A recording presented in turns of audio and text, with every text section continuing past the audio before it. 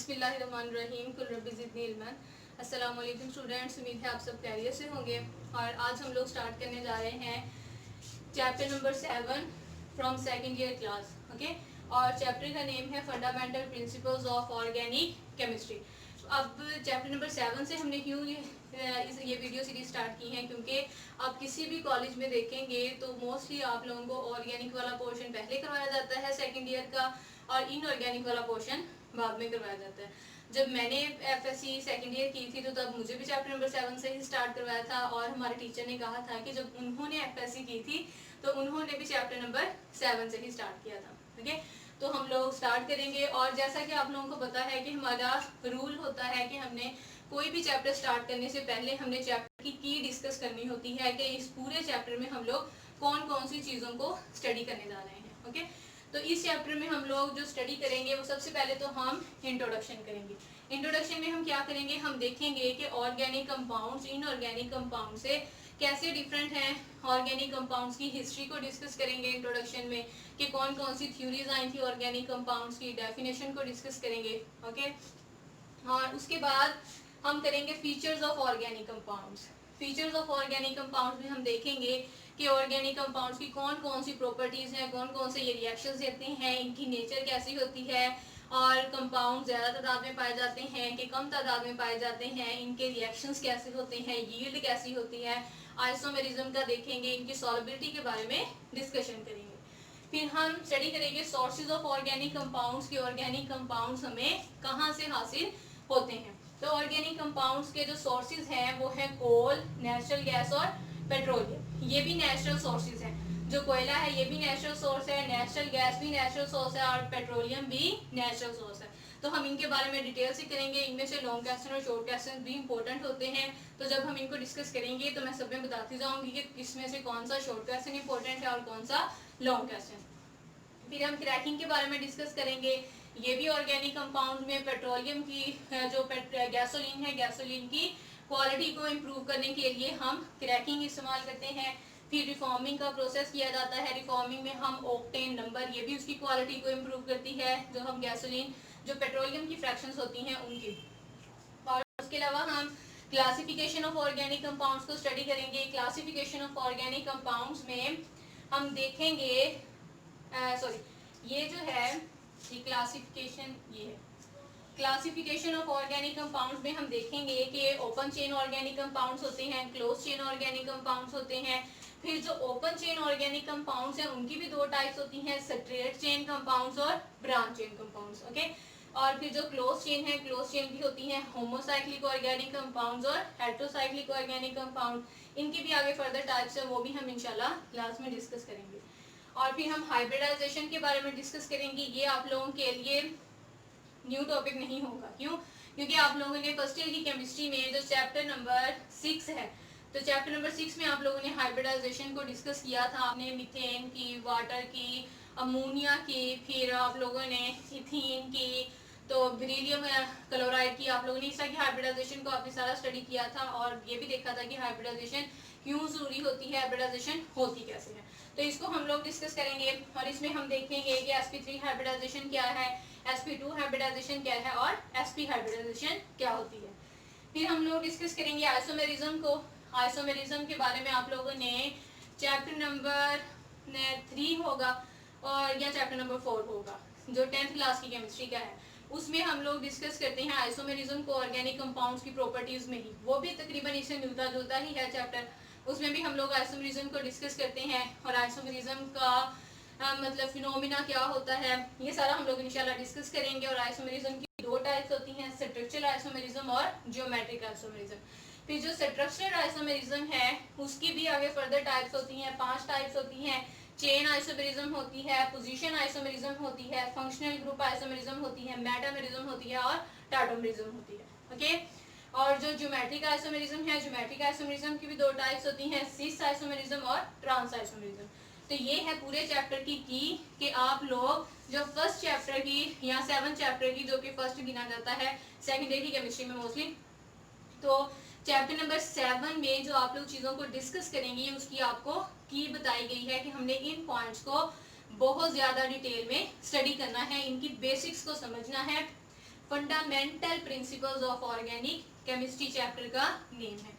Okay और आज का जो हमारा पहला लेक्चर है, पहले लेक्चर में हम इंट्रोडक्शन स्टडी करेंगे। इंट्रोडक्शन हम देखेंगे हिस्ट्री के बारे में ऑर्गेनिक कंपाउंड्स की या ऑर्गेनिक केमिस्ट्री।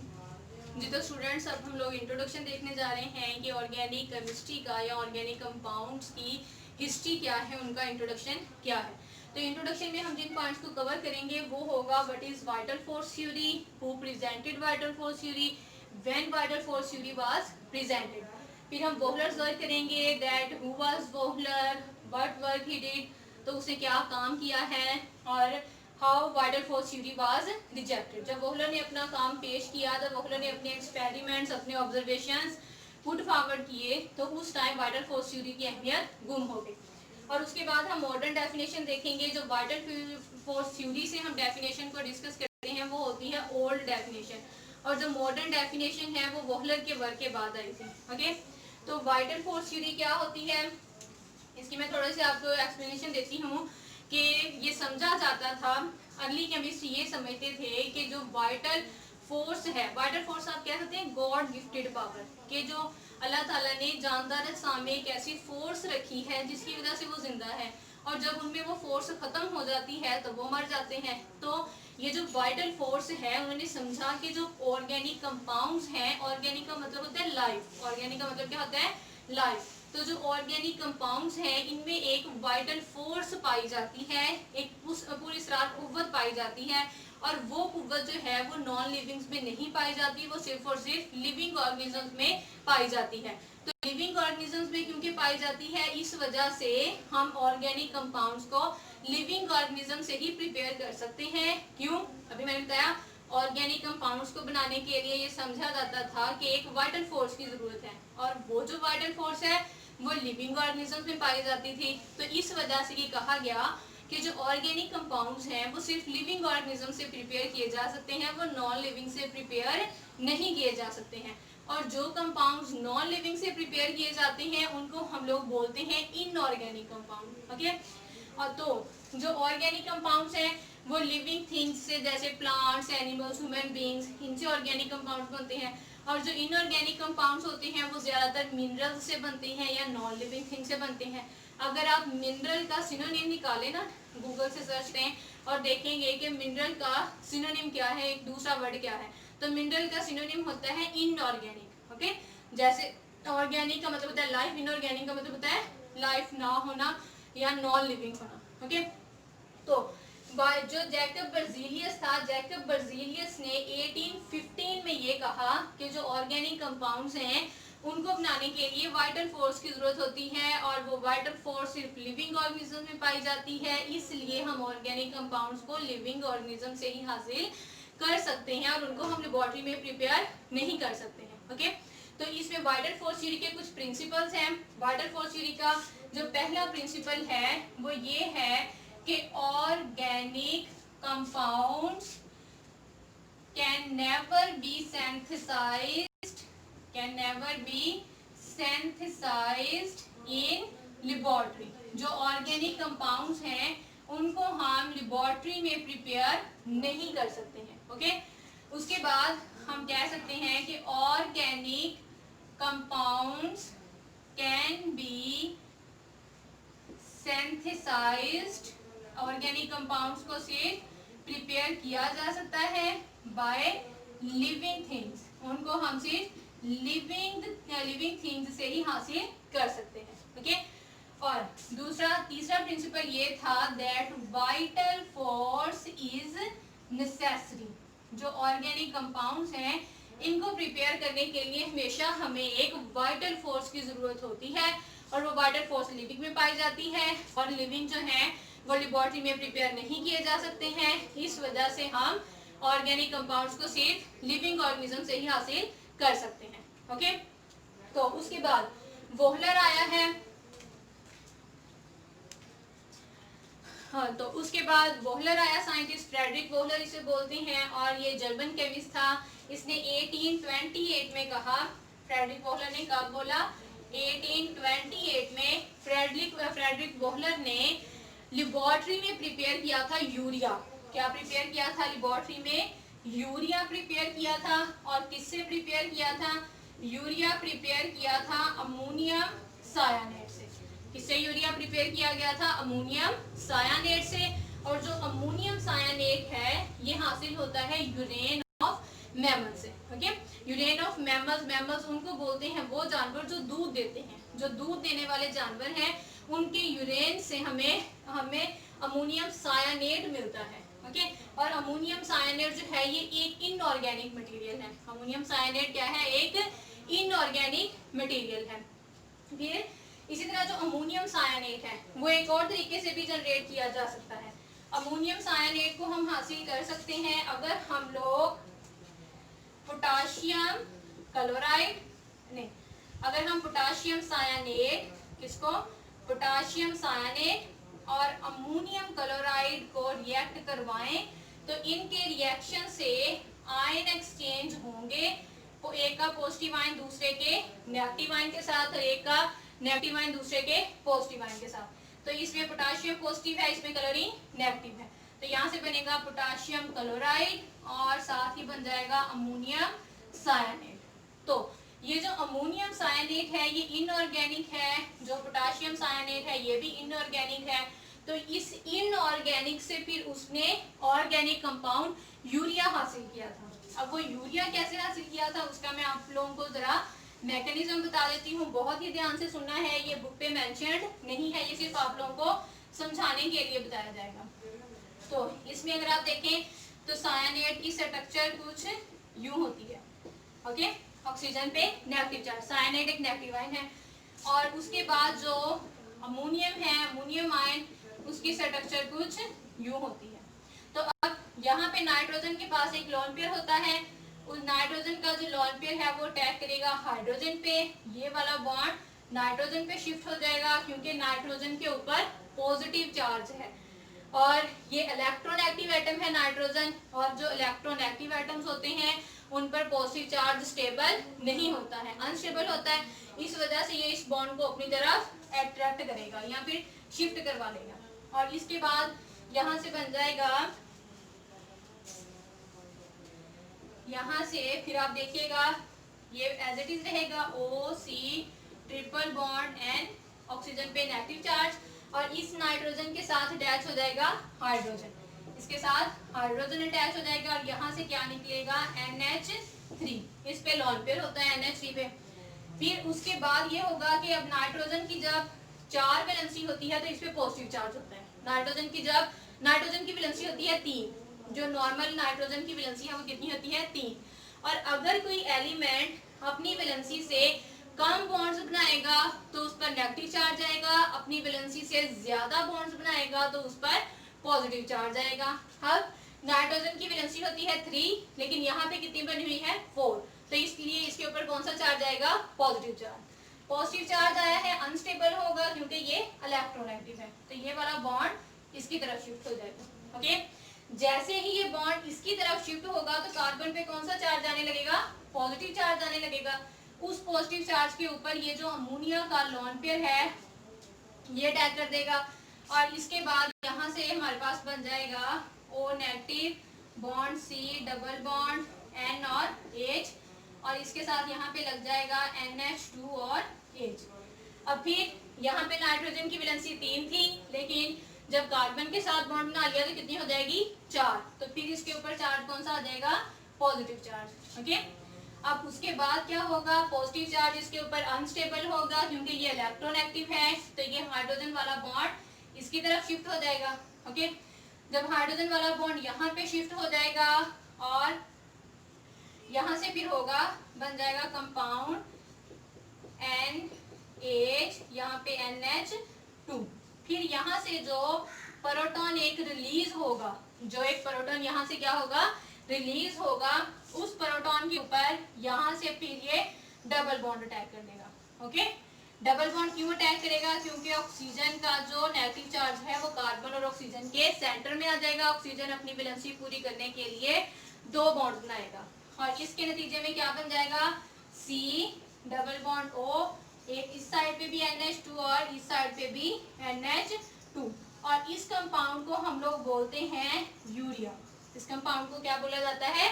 यूरिया। तो इस तरह से जो वोहलर था उसने लेबोरेटरी में इनऑर्गेनिक कंपाउंड अमोनियम सायानेट से ऑर्गेनिक कंपाउंड यूरिया तैयार किया और इसके बाद से वाइटल फोर्स थ्योरी खत्म हो गई। क्यों?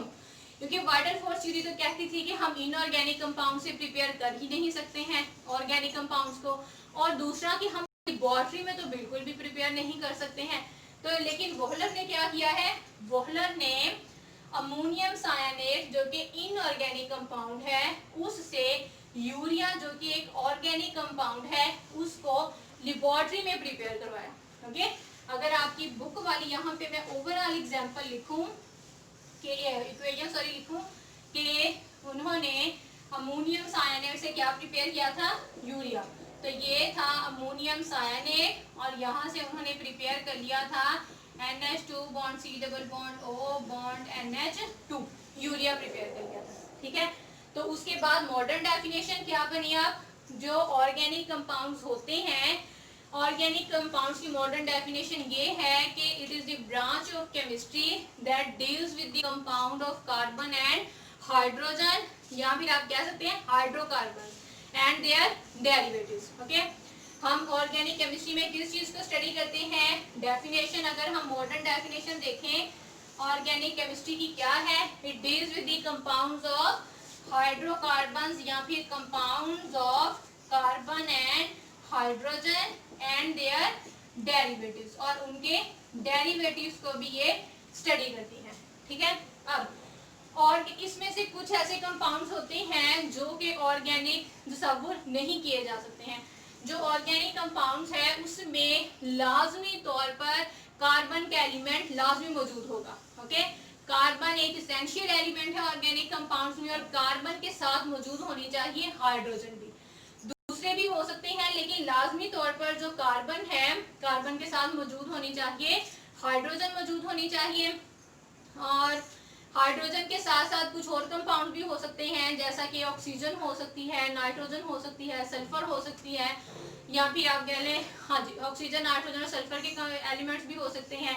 लेकिन लाजमी तौर पे क्या होना चाहिए? कार्बन का हाइड्रोजन के साथ बॉन्ड लाजमी होना चाहिए एक आधा। ओके, और इसमें फिर आपको कुछ बताया गया है कि जो कार्बन डाइऑक्साइड है या कार्बन मोनोऑक्साइड है या फिर कार्बन टेट्राक्लोराइड है या फिर सोडियम बाइकार्बोनेट है, ये ऑर्गेनिक कंपाउंड्स नहीं है। इनको ऑर्गेनिक कंपाउंड तस्वुर नहीं किया जा सकता है, हालांकि इनमें कार्बन पाई जाती है। लेकिन तो इसके लिए कंडीशन क्या होती है? कंडीशन इसके लिए ये है ऑर्गेनिक कंपाउंड होने के लिए कि कार्बन का हाइड्रोजन के साथ बॉन्ड लाजमी होना चाहिए। ओके, कार्बन का किसके साथ बॉन्ड होना चाहिए? लाजमी तौर पर हाइड्रोजन के साथ एक आध बॉन्ड लाजमी मौजूद होना चाहिए। और दूसरा, जो कार्बन डाइऑक्साइड और कार्बन मोनोऑक्साइड है, carbon dioxide gas no doubt living things में भी बनती है, लेकिन इसके जो मेन सोर्सेज हैं वो है वोल्केनिक इरप्शन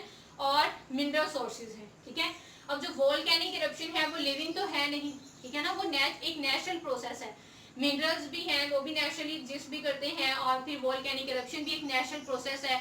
तो नेचुरल प्रोसेस से ये हमें ज्यादातर मिलती है।